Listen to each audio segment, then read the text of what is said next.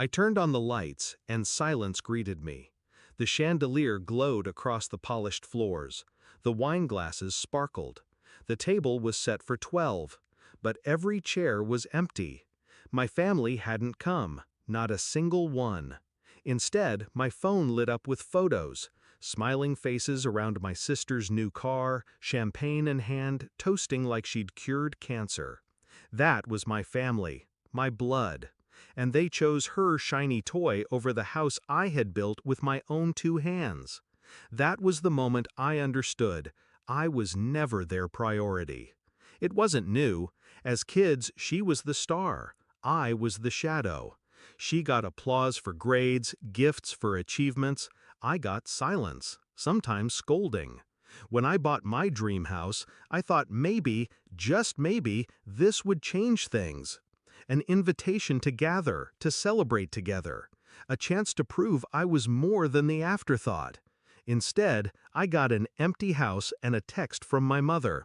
"Sorry, honey, your sister's unveiling her car today. We'll catch the next one." The next one? Like my life was a rerun they could skip? As the lights hummed above me, my phone rang again. My father's voice cracked through the speaker. "We need to talk, now."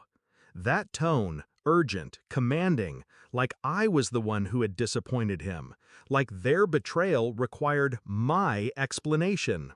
I didn't shout, I didn't plead, I just listened. He spoke about family, about loyalty, about how I should understand. But I'd understood for years, too well. I hung up and sat in the quiet. No rage, no tears, just clarity. They thought they could ignore me, and I'd keep crawling back. But I had something my sister's car didn't: permanence. This house wasn't a trend, it was a fortress, a weapon. So I built my plan brick by brick. The first move was the deed. I rewrote the ownership documents, clean, airtight, untouchable. Every room, every square inch, in my name alone. No cosigners, no family clause. The second move was the trust fund my grandfather had left behind. They thought it was long gone.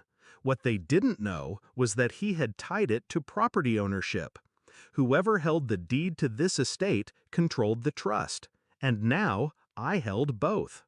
2 weeks later, I invited them again. This time, they came running. Cars lined the driveway. Laughter filled the hallways. My sister paraded through the rooms like a queen, already making comments about her future space.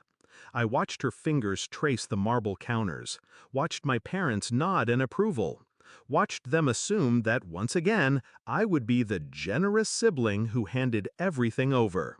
But I wasn't here to hand anything over. I was here to lock everything down. Dinner was served. I raised my glass.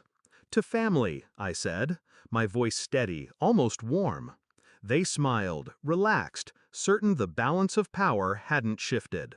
That's when I laid down the truth. The deed, the trust, the money, all of it.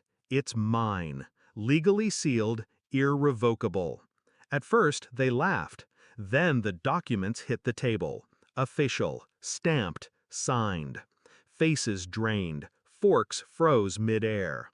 My sister whispered, "That's not fair." "Fair?" I said.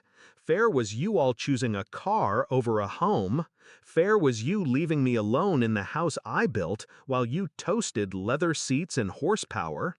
My father's jaw clenched. My mother tried to soften her voice. "We didn't mean," but I cut her off. Calm, cold. "You meant it enough to leave me standing in an empty room. So now I mean this. You will never touch a cent of this fortune. Not the trust, not the house, not me." They argued, they begged. My sister slammed her hand on the table. But I had already won. Because revenge isn't about shouting louder, it's about cutting deeper. And nothing cuts deeper than being shown what you lost while the person you underestimated holds it all in their hands. When they left, they didn't slam the door.